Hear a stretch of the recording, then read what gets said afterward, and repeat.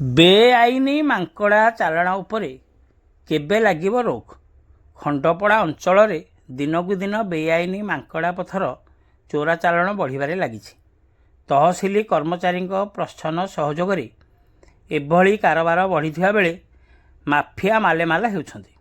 ସ୍ୱତନ୍ତ୍ର ଗାଡ଼ି ଯୋଗେ ଏହାକୁ ପରିବହନ କରାଯାଉଥିବା ବେଳେ ଚେକିଂ ହେଉନଥିବାରୁ ବେଆଇନ କାରବାର ବଢ଼ିବାରେ ଲାଗିଛି।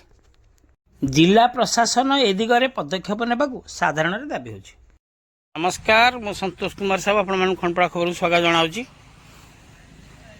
ଆପଣମାନେ ଦେଖନ୍ତୁ ଖଣ୍ଡପଡ଼ାରେ କିଭଳି ଖୁଲମ ଖୁଲା ମାଙ୍କଡ଼ା ପଥର ବିକ୍ରି ହେଉଛି। କାରଣ ଆପଣମାନେ ଜାଣିଛନ୍ତି ରାଜ୍ୟ ସରକାରଙ୍କ ତରଫରୁ ଏହି ଲଘୁ ଖଣିଜ ଦ୍ରବ୍ୟ ଚାଲାଣ ଉପରେ ସ୍ୱତନ୍ତ୍ର ରୋକ ଲାଗିଥିବା ବେଳେ ବିଭିନ୍ନ ଆଇନ ମଧ୍ୟ ଏଥିପାଇଁ ରହିଛି। ଏପରିକି ଗୋଟିଏ ଜିଲ୍ଲାରୁ ଅନ୍ୟ ଜିଲ୍ଲାକୁ ଏହି ପଥର ସପ୍ଲାଇ ପାଇଁ ସ୍ୱତନ୍ତ୍ର ନିୟମ ରହିଥିବା ବେଳେ ଏଠି କିଛି ଖଳ ପ୍ରକୃତିର ଲୋକ ବା ଚୋରା ପଥର ବେପାରୀ ଯାହାକୁ କୁହାଯିବ, ସେମାନେ ଏଠାରେ ଖୁଲମ ଖୁଲା ମାଙ୍କଡ଼ା ପଥର ସପ୍ଲାଇ କରୁଛନ୍ତି, ଯାହାର ନମୁନା ଆପଣମାନେ ଭିଡ଼ିଓ ମାଧ୍ୟମରେ ଦେଖନ୍ତୁ। କାରଣ ଆମର ଏଇ ଆଖପାଖ ଅଞ୍ଚଳରେ ଏଭଳି ପଥର ବାହାରୁ ନାହିଁ। ଏହା ବାହାରୁ ପ୍ରାୟତଃ ଖୋର୍ଦ୍ଧା ଭଳି ଦୂର ଜାଗାରୁ ଏ ପଥର ସବୁ ଖଣ୍ଡପଡ଼ାରେ ଆସିକି ସପ୍ଲାଇ କରାଯାଉଛି, ଯାହାକି ରାତି 1, 2ଟା ଏଇଭଳି ମଧ୍ୟରାତ୍ରରେ ଆଣି ମାଲ ଛାଡ଼ି ଯାଉଛନ୍ତି। ଏଥିରେ କିଛି ସ୍ଥାନୀୟ ପ୍ରଭାବଶାଳୀ ଲୋକଙ୍କର ହାତ ରହିଛି ଏବଂ ସ୍ଥାନୀୟ ଅଞ୍ଚଳର ଯେଉଁମାନେ ଆମର ଚୋରା ପଥର ବାଲି ସବୁ ବେପାର କରୁଛନ୍ତି ସେମାନଙ୍କର ମଧ୍ୟ ଏଥିରେ ହାତ ରହିଛି। ସେଇମାନେ ହିଁ ଏହିସବୁ ପଥର ଆଣି ଏଠାରେ ପକାଉଛନ୍ତି।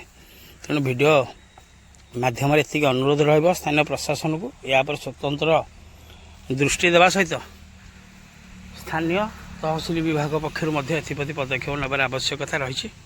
ଅନ୍ୟପକ୍ଷରେ ଏଥିନେଇ ଅନେକ ଥର ଅଭିଯୋଗ କରାଯାଉଥିଲେ ହେଁ ସ୍ଥାନୀୟ ପ୍ରଶାସନ ଏଥିପ୍ରତି କୌଣସି ପଦକ୍ଷେପ ନେଉନାହିଁ।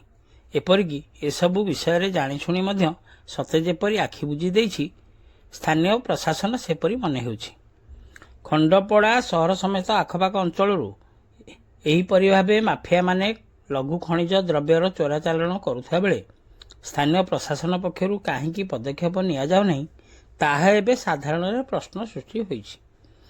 ଏହାର ସୁଯୋଗ ନେଇ ମାଫିଆମାନେ ଏବେ ଖଣ୍ଡପଡ଼ାରେ ସମ୍ପୂର୍ଣ୍ଣ ସକ୍ରିୟ ହୋଇପଡ଼ିଛନ୍ତି ଏବଂ ନିଜର କାୟା ବିସ୍ତାର କରି ଲକ୍ଷ ଲକ୍ଷ ଟଙ୍କା ମୁନାଫା ଉଠାଉଛନ୍ତି।